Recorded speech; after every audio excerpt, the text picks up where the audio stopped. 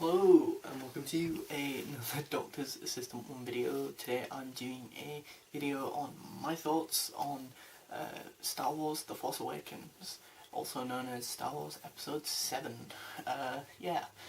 Because previously I did the next one, which is Episode 8, Last Jedi. So if you're interested in my thoughts on that, please do check that video out. Although there may be some overlap, I don't know. I mean, I kind of rewatched that video to see what I said about that film, because I know that it's very polarising, I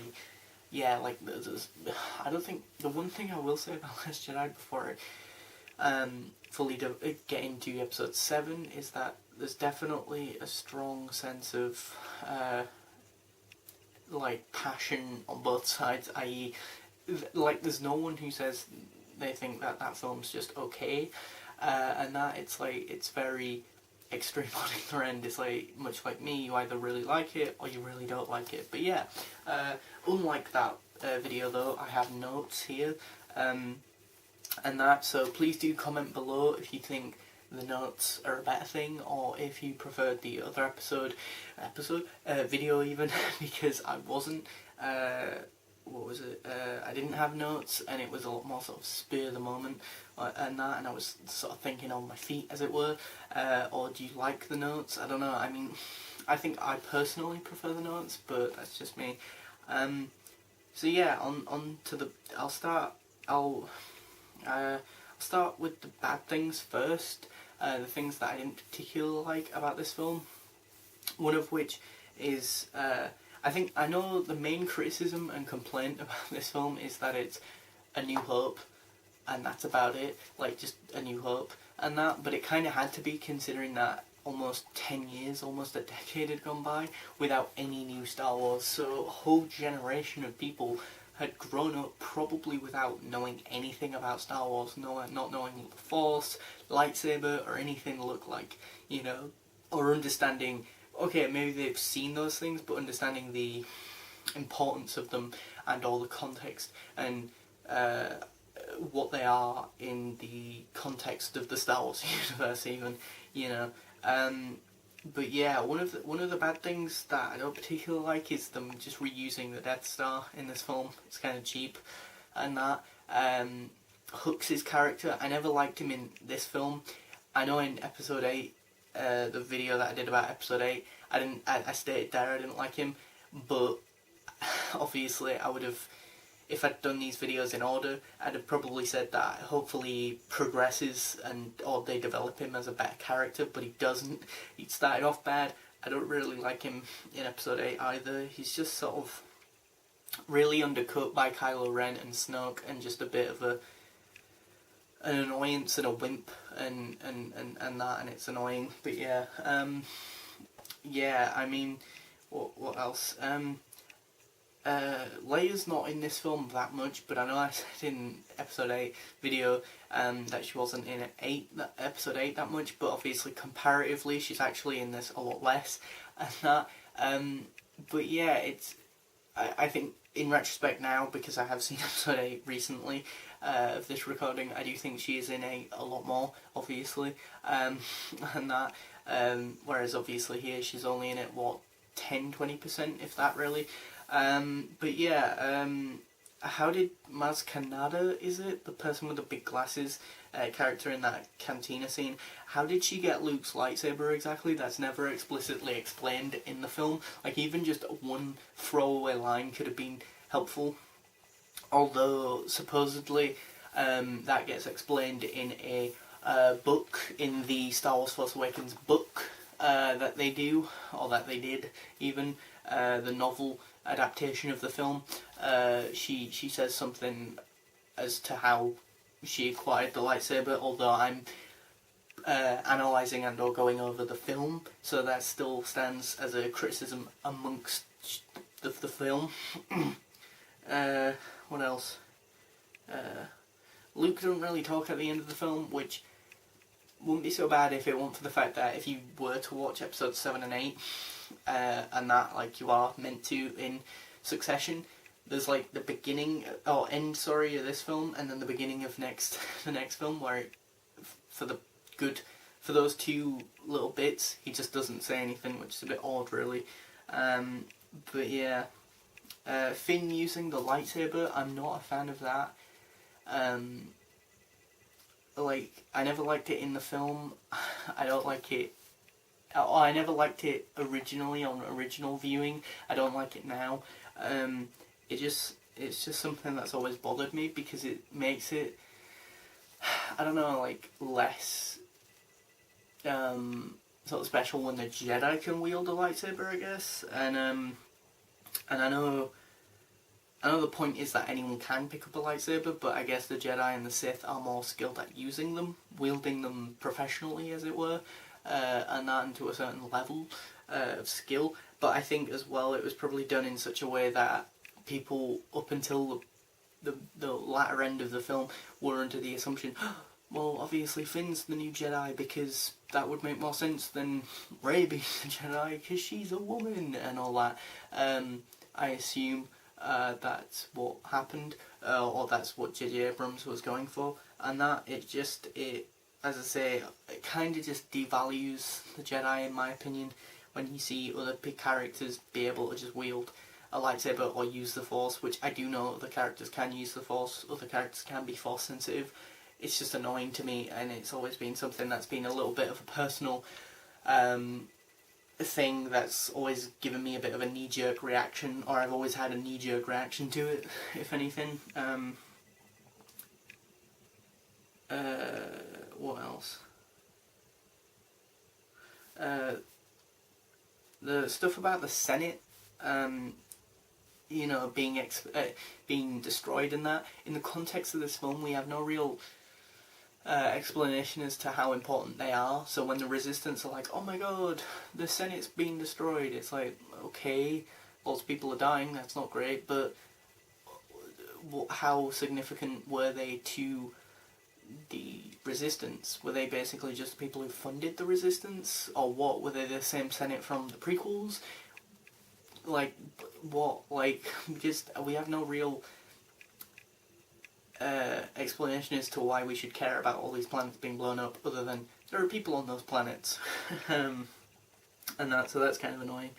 And then the pacing of the film, even on first viewing when I saw this with my brother at the cinema, the pacing of the film, I feel like as soon as you get off Jakku and you're on that like ship and you get introduced to Han Solo and Chewie, and then there's that bit where there's that giant monster creature thing, that bit of the film for me just slows down a lot. Like, there's this weird lull and the pacing just slows down and the film just feels like it's, like really slowed down after X amount of just being really non-stop, really fast-paced action and that. But which leads me into my good points of the film, and there are many because I like this film, surprisingly enough.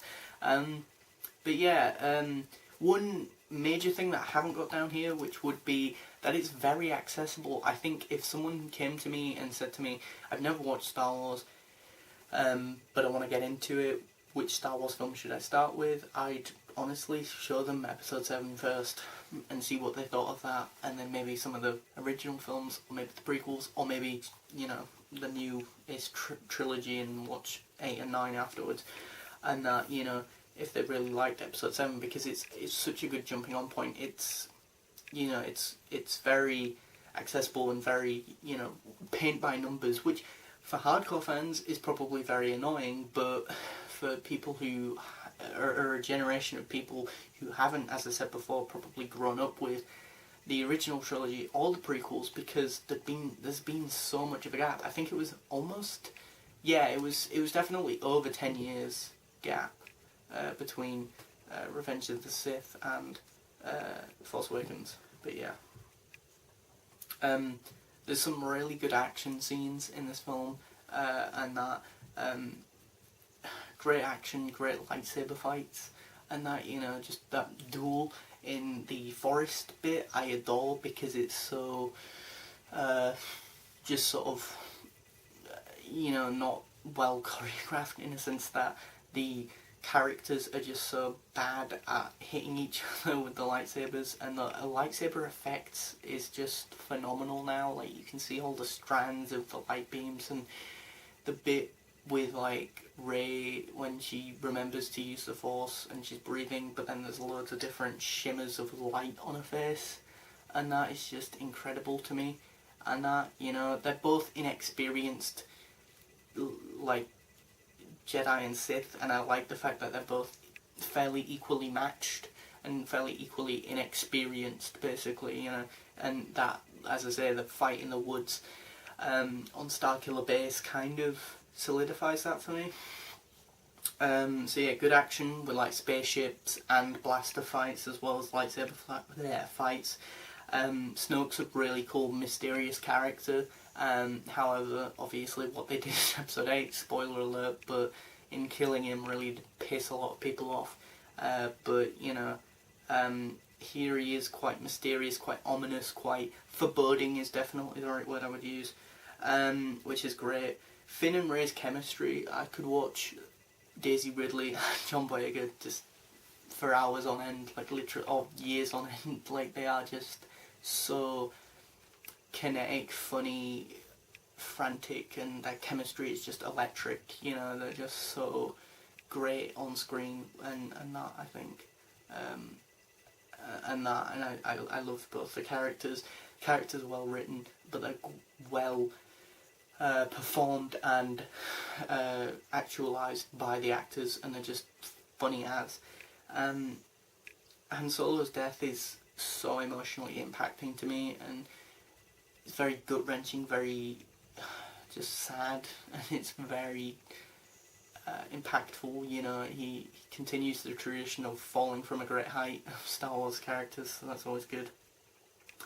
And that, because there's even a line about before he dies, you know, like, oh, but Luke couldn't get to him, how can I get to him? And that, and Leia says, oh, well, you're his father, and it's like, that's such a good message, because there's so many, I can imagine there was so many people in the audience probably who brought their kids who'd maybe never seen Star Wars for the first time to see Force Awakens, with their like dads who brought their kids, little sons maybe, and that's something that they can have as a bonding experience, as it were. Amazing visual effects and practical effects, you know, and the melding and or mixture of the two, and that which this, you know, trilogy is really hammering home. Like, with the original trilogy, it was more practical effects, of course. Well, there was some CG stuff and some special effects type stuff, but it wasn't great, or at least, well, it was great for the time, but it's not, well, it was great for the time, but like, it was more practical effects, I feel like, and special effects, which is fine. I love those sorts of things. I've watched more than enough Classic Who to like those things, and appreciate those things. But then you've got prequels where it's just CG galore, which a lot of people don't like, which I think they did well, so they can just about get away with it in those 3 films. But here, they've kind of got the best of both. They've kind of gone, okay, what worked in the original trilogy, what didn't work in the original trilogy in effects, leave that crap behind, get the best bits, and the same with the prequels, what worked with the CG, which was the landscaping of the worlds, but maybe not CGIing a whole character. I'm looking at you, Jar Jar Binks.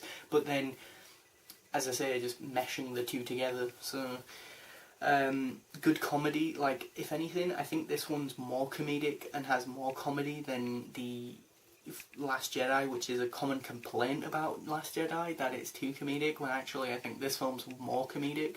But I guess the difference here is that this film is a lot more action-adventure type, you know, again, just a action-adventure, paint-by-numbers Star Wars film, whereas Last Jedi is going for more a darker, grittier, for lack of a better term, surreal, maybe, visual aesthetic, and more just sort of, it has more more just content to sort of dive into, and that more darker, more serious tones and that. So then people probably feel like the bits where there is comedy in Last Jedi, it clashes, whereas here it's probably a lot more sort of smoothly added and interjected into the film, I guess. Maz Kanata, or the person with the big glasses, and that is just a great character. I love that character. She says something really interesting as well that I like, which is that she says something about to Finn's character about seeing, once you've been around the galaxy long enough, you see the same eyes, or the same eyes in different people's faces, which I thought was really interesting, because I can imagine that being true, you know, and that because she obviously calls him out for being like a traitor, and that, so, or either a traitor or sort of, yeah, either a traitor or a coward, even.